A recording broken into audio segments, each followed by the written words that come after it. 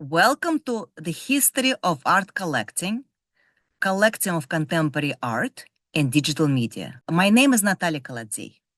I am art historian, curator, fine arts appraiser, and art collector. In today's conversation, we are diving into the history and story of art collecting.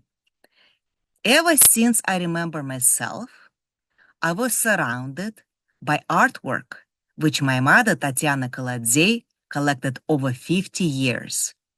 On my first birthday, the artist Pyotr Belinok gave me my first work of art, which became the seed of my own collection. Thus, I live and breathe art.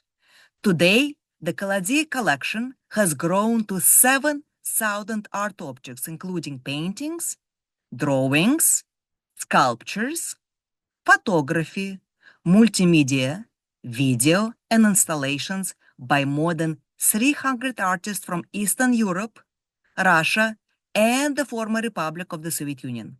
The main criteria we used in selecting works were originality, talent, and quality. The particular movement any given artist belonged to was less importance.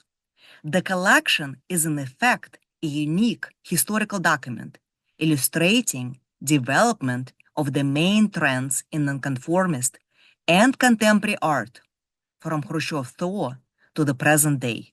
The merit of each work and object is very important. Each work takes the place in the context and the creative biography of the artist, and also in the context of the history of art. My mother, Tatiana Kolodzei, considered herself a follower of George Kostakis. She was only 17 when she met Kostaki and saw his collection and caught collecting bug for life. In his collection and those of several other private collectors like Yakov Rubinstein, Abram Chudnovsky, contained the works which were not seen anywhere in the Soviet Union: Popova, Klutzes, Chagall, Malevich, Kandinsky, Rodchenko, Rychko, Rozanova, Udaltsova. Their work were not displayed in official museums. They were kept in storage facilities, which were closed to the public. These facilities were treated as they were secret military sites, like silos with atomic weapons. One could not even say the word abstraction out loud. It was the term employed by only hostile ideology. Kostakis was born in 1913 of the wealthy Greek parents and retained his Greek citizenship. In his lifetime, spanning almost a century, he experiences all the ups and downs of life in the Soviet Union.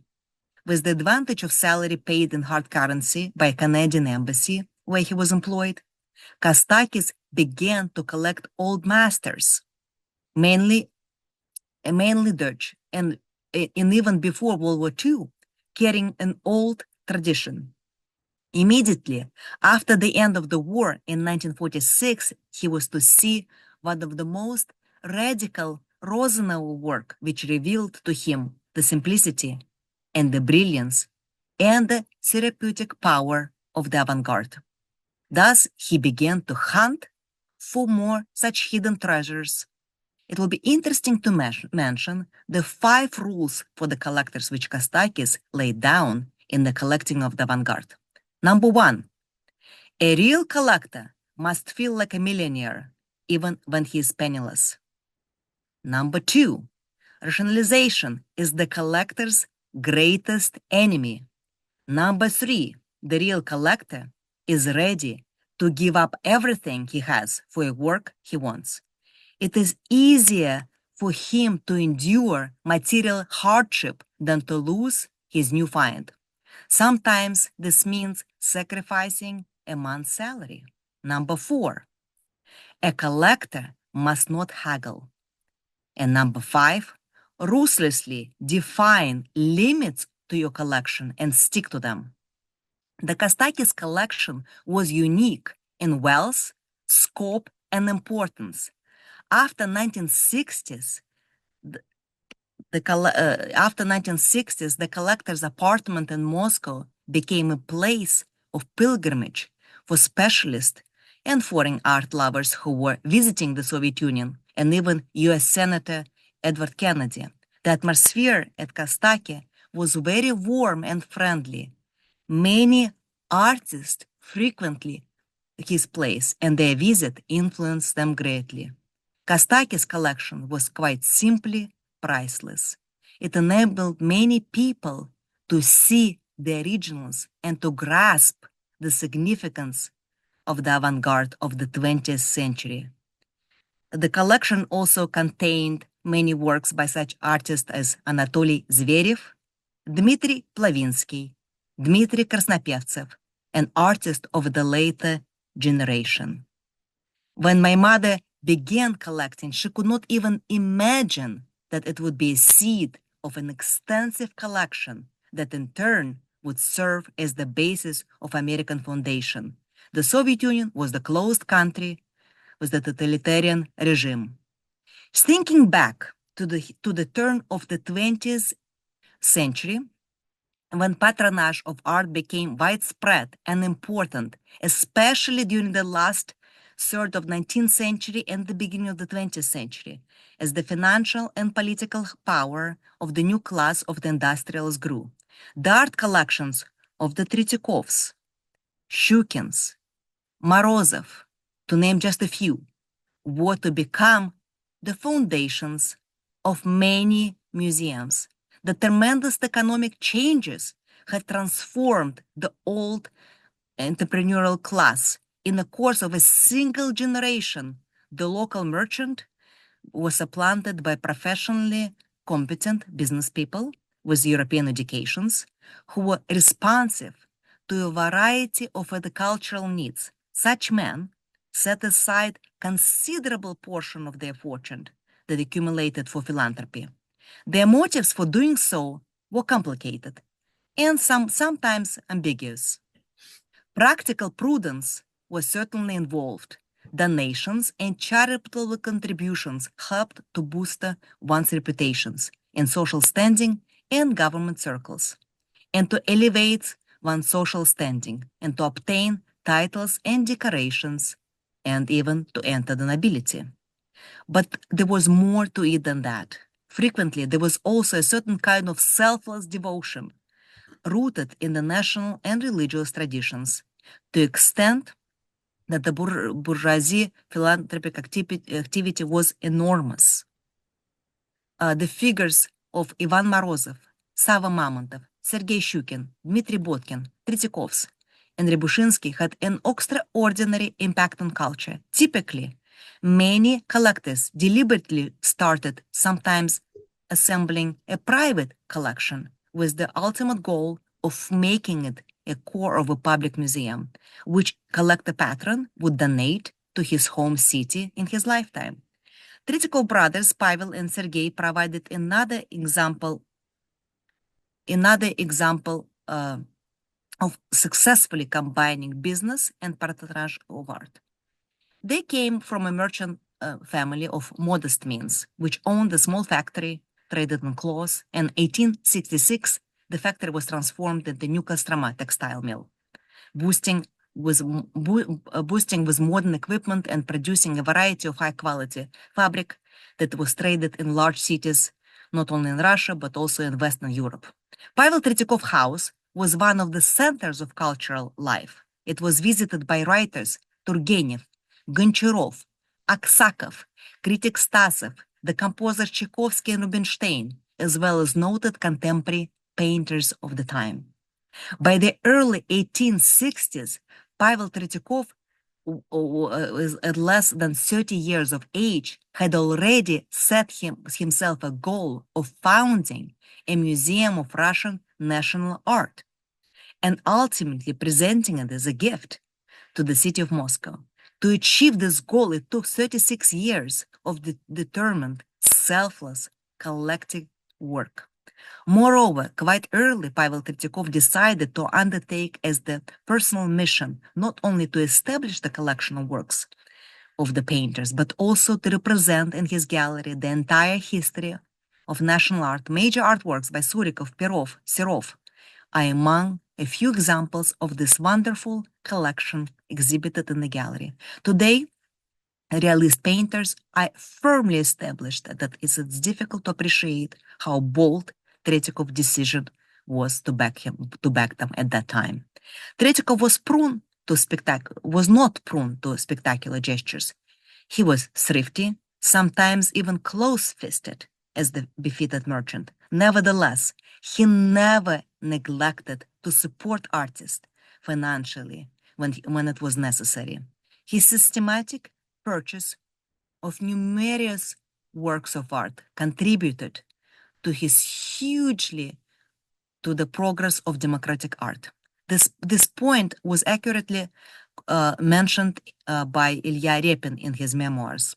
Ilya Repin wrote, a quote, Tretyakov realized his mission to a grandiose, unparalleled degree, bearing on his shoulders the destiny of the whole Russian school of painting, and a colossal, extraordinary feat, end of quote. Certainly the collection of Tretyakov gallery is priceless, but because the price, an estimate of its value, was made in the time of Tretyakov's death, it seems appropriate to mention it here. The value of the canvases donated by Tretyakov was estimated at 1,429,000 rubles. Considering the high rate of the ruble at the time, the sum is indeed impressive. Historically, the art collecting would not be complete without mentioning the Shukin and the Morozovs, who gained fame for their collection of Western art. The names of Sergei Shukin and his fellow Ivan Morozov are prominent in any history of the 20th century collection. Both came from well-to-do merchant families. All 6 sons of Shukin family were collectors. The best known of the collecting sons is Sergei began buying Russian art at his early age. He took charge of the family business. He made his first serious acquisition in Paris in 1897 when he bought Monet painting of Lilacs. This was the first Monet painting to enter Russia. His rule of thumb in making a purchase was, and I quote, if you have a psychological shock looking at the artworks, then buy it, end of quote. He often bought canvases before the paint on them that has dried. The first decade of the next century saw a shift in Shukin taste towards post-impressionism, with purchases by major paintings by Cézanne, Van Gogh, Matisse, Derain. By 1914, Shukin has made finest collection of Picasso in the world, including 50 outstanding paintings.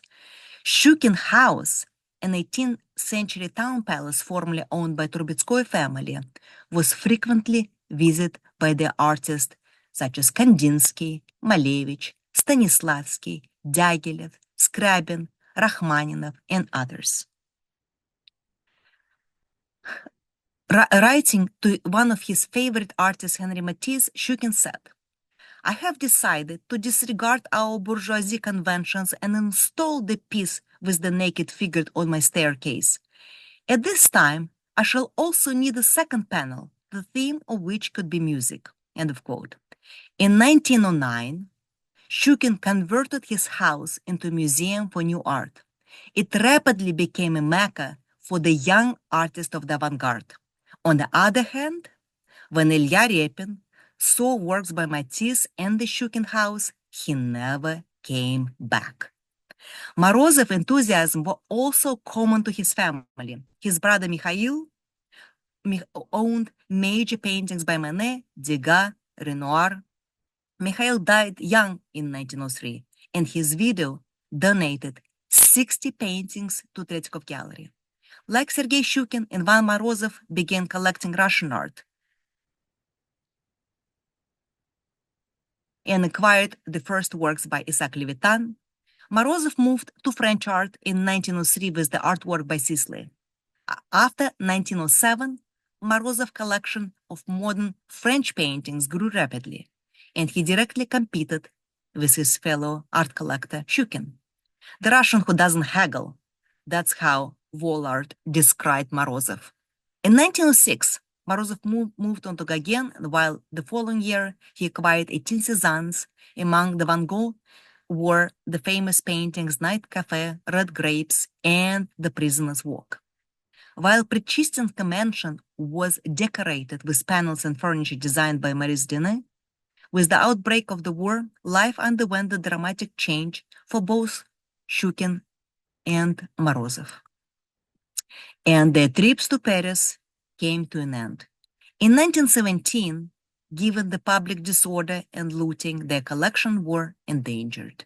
The following year, the Committee for Preserving Memorials of Art and Antiquity was established and instructed to compile a list of properties and palaces of particular value. A group of collectors came to help the commission by suggesting to take their collections and houses as the outright gift to the Soviet Republic and then appoint them custodians of the collections for life. The group was joined by Shukins, the Morozovs, Ostroukhov, Bakhrushin, and the heirs of Zubalov. In Moscow, meanwhile, the total overhaul of the museum system was underway. In October of 1918, Lenin, Lukachevsky, and Bruyevich signed the decree of registrations, inventarization, and maintenance of memorials of art and antiquity currently owned by private persons and institutions. Registrations of the Shukin Gallery began even before the decree was published. By the end of 1930s, the avant-garde movement and the arts generally had been dealt repeated blows, from nationalization of most private collections to the removal of Lunacharsky, to the subjection of art to the propagandistic program. The art of the revolution was succeeded by rhetorical socialist realism, which betrayed both socialism and realism. Artists went into voluntary exile, like Kandinsky, Gabo, Pevsner, or withdrew to the sidelines and fell silent. The others left for Europe and took their experiences with them and stimulated other movements abroad, such as Bauhaus. What occurred on the political and economical and social level with the collapse of so-called socialism had been symbolically signified by the disappearance of the avant-garde. Art collecting came to a halt in 1930s and only to begin to revive after Khrushchev thaw. Coming back to the beginning of the talk, individual collectors like Josh Kostakis, Yakov Rubinstein, Abram Chudnovsky began gathering and preserving the heritage of the avant-garde. Similarly later, Evgeny Nutovich, Alek Rusanov, Leonid Talichkin, Alexander Glazer, and Tatiana Kolodzei came forward to support later generations of nonconformist artists. Meanwhile, in the United States, Northern Dutch collection played an important role.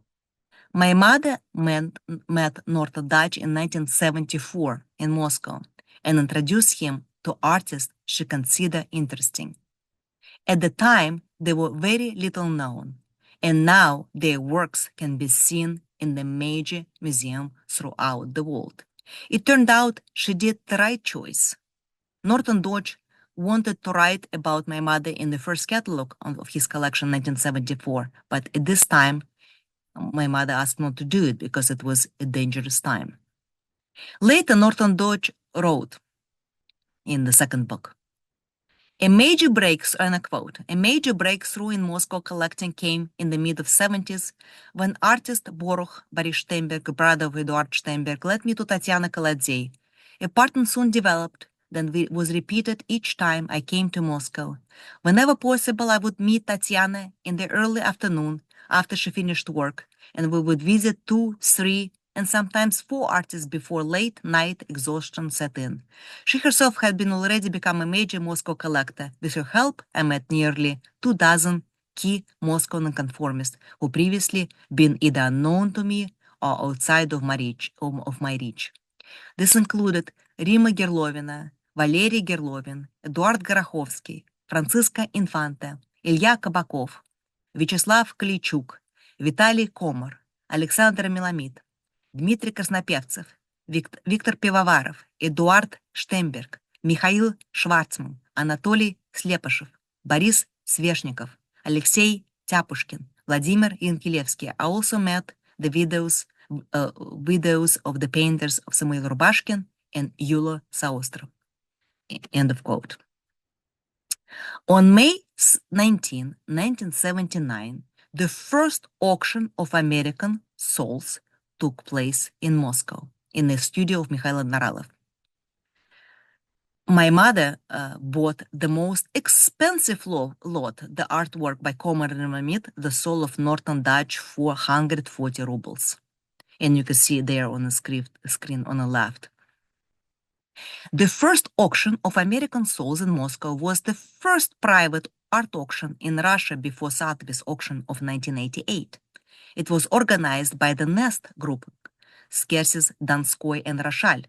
In 1978, Komar and Melamid have arrived to New York and created the first capitalist project, Corporation for Buying and Selling of Human Souls. Purchase and sale of soul is not a new idea. We know about Faust, Gogol. There is a long tradition. Capitalist approach to such spiritual problem was of interest to Komar and Melamid and brought in an unexpected combination and novelty.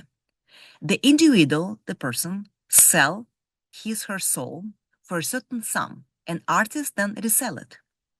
In this project, the large role was played by bureaucratic papers, receipts, advertising. The artist had to advertise in Art in America, the New York Times, the billboard on Times Square. Having placed the announcement form is an insert in Art Forum magazine, where subscribers could fill it. At first, there was a few people interested in selling soul. Andy Warhol has sold his soul for $0, and Northern Dutch has sold his soul for 98 cents. But when the artist suggested to put the souls on consignment, they have received several hundreds of souls at once. People requested up to $1 million for the soul. 30 years later, of the sale of Northern Dutch, in 2008, the soul returned to New York and became the symbol of our exhibition, Moscow-New York Parallel Play. Northern Dutch, who has come to an exhibition, has thanked us for amazing safety of his soul. At that time, he was 81 years old. Today, the collection of Northern Dutch is part of the Zimmerli Art Museum in Rutgers University and is one of the major collection of nonconformist art.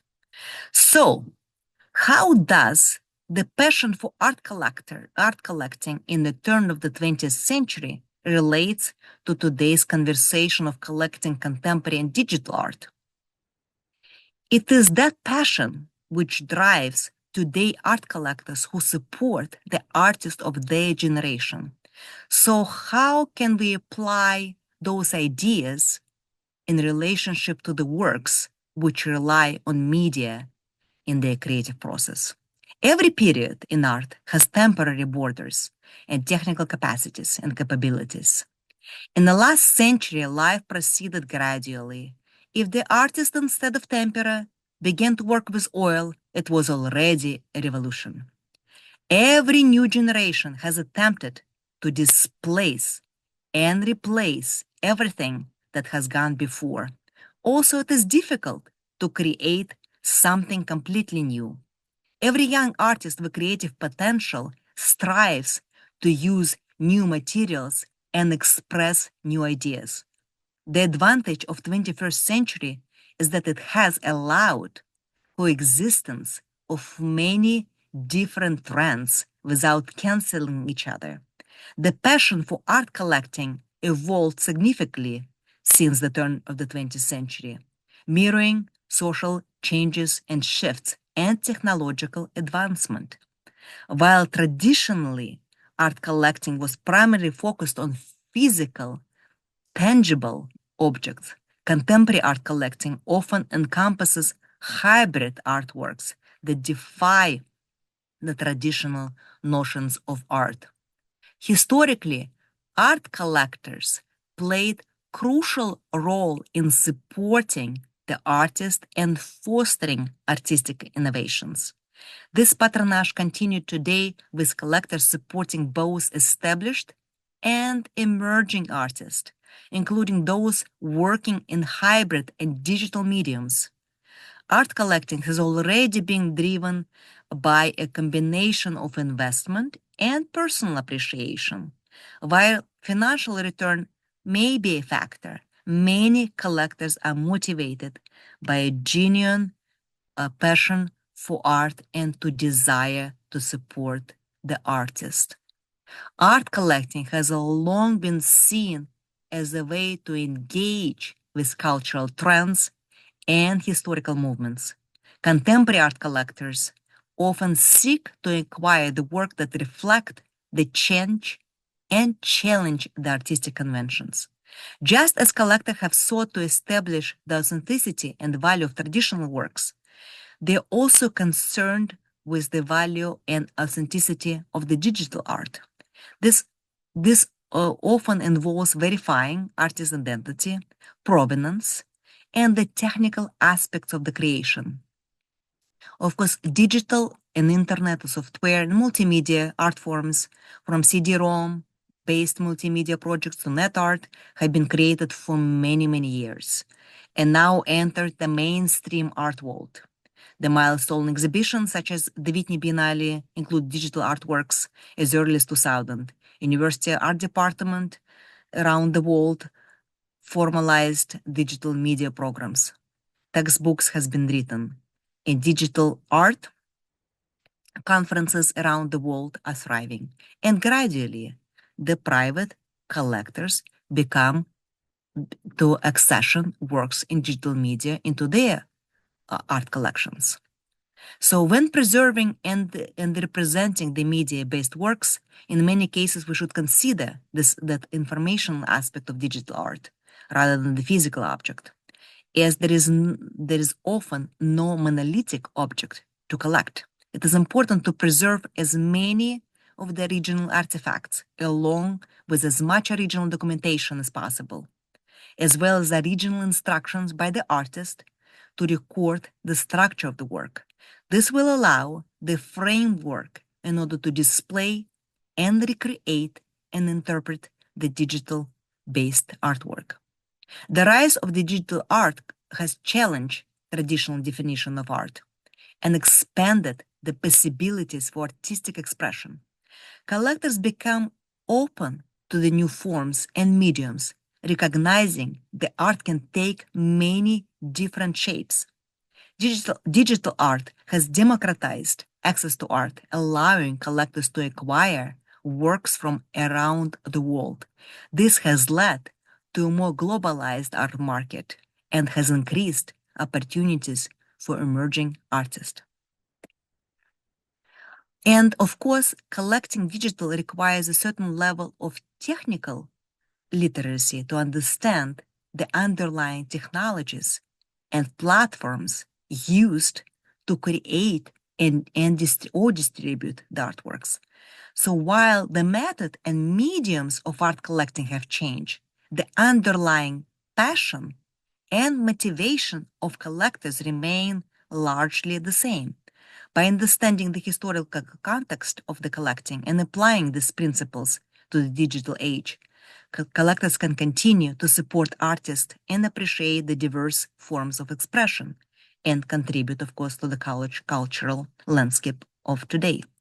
So how do we collect these dynamic, ephemeral, fragile, vulnerable works or techniques that rely on digital technology in their creative or display process?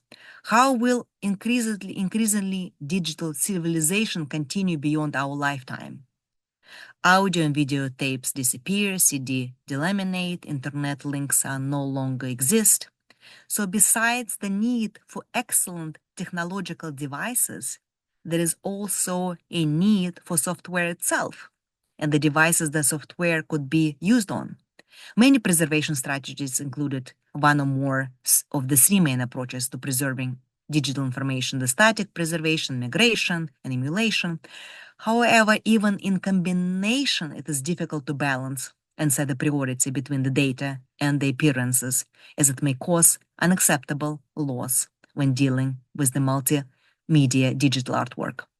As digital art media and technique develop, they create and explore viewers' experiences and interactions, artificial life and intelligence, challenging and changing the creative processes. When collecting these hybrid artworks, can we still apply similar criteria? We can still apply technical skills, the artist's ability to control the composition, color, perspective, texture, light, shadow, only using digital tools. The notion of creativity, the originality, style, aesthetic appeal, impact, sometimes even narrative, even symbolism, the use of images or objects to represent the idea as a concept, the artwork's ability to engage or captivate the viewer and to evoke feelings or thoughts of the viewer, and of course, overall impression, the overall quality and effectiveness of the artwork. However, there are some digitally specific considerations, such as tools proficiency, the artist's effective use of digital software and techniques, or for interactive art, the user experiences or engagement. So how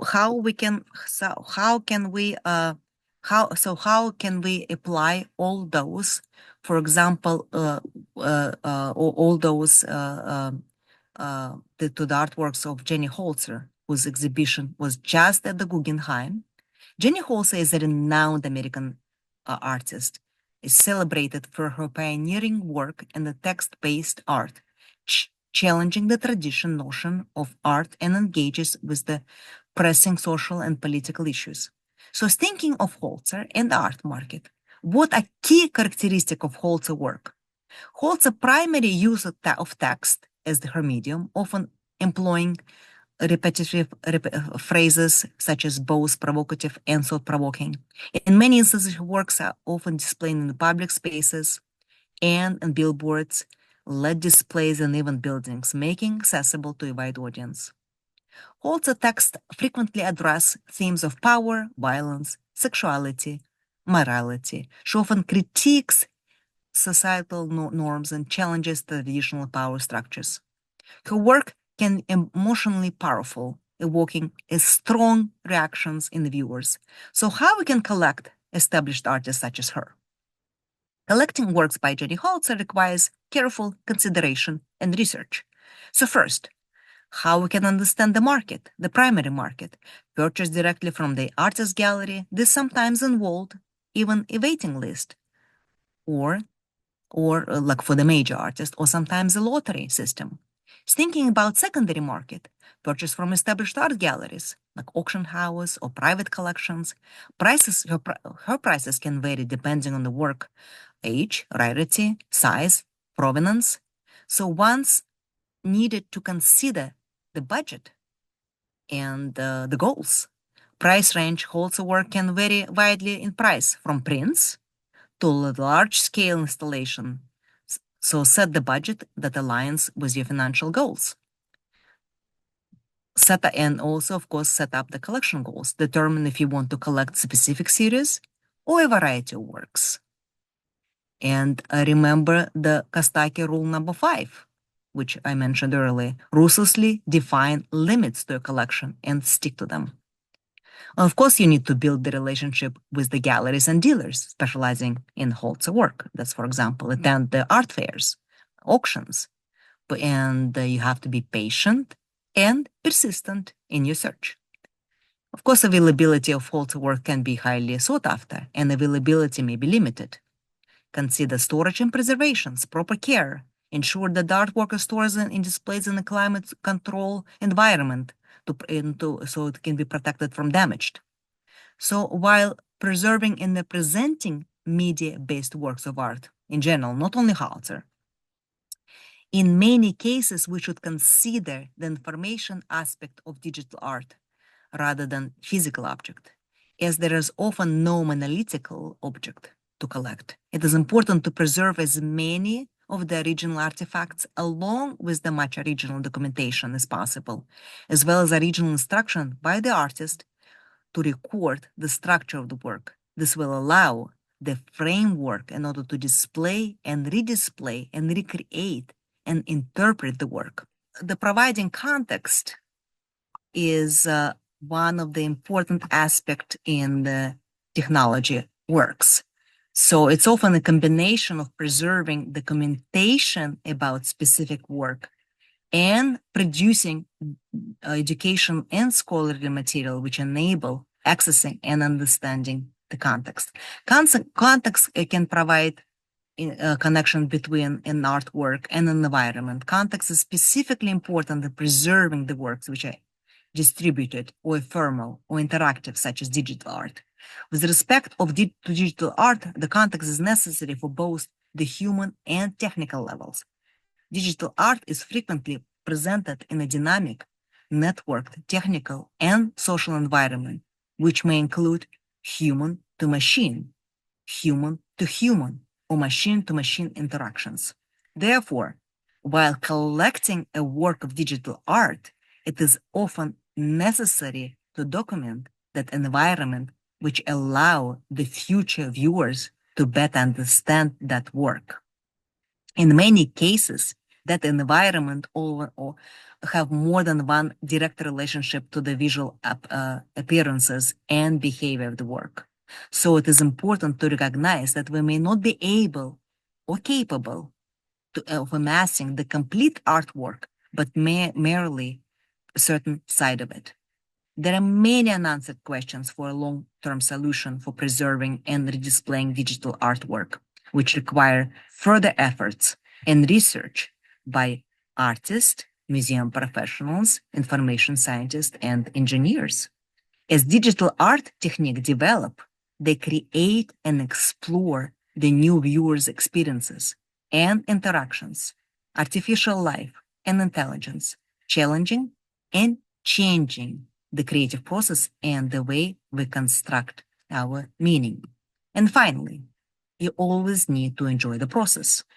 Remember, collecting art is the personal endeavor. Consider your own preferences and goals when making decisions.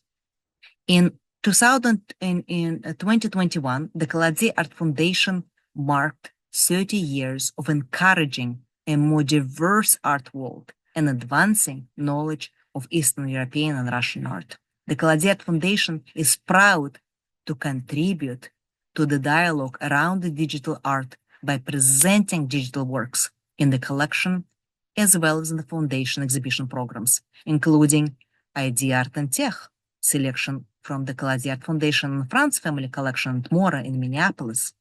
This leads to FIRE, art from nonconformism to global capitalism, and the Newberger Museum in 2014.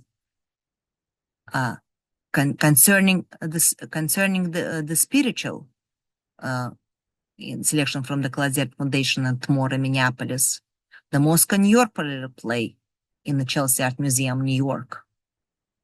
Finding Freedom, selection from the Kolodzei Art Foundation and the collection of Dr. Wayne Yakes and the Hillard Museum in Lafayette, Louisiana in 2014.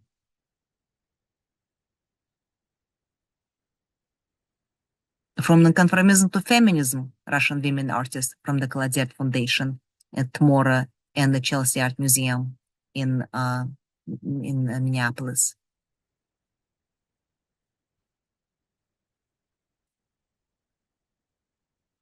And many other exhibitions.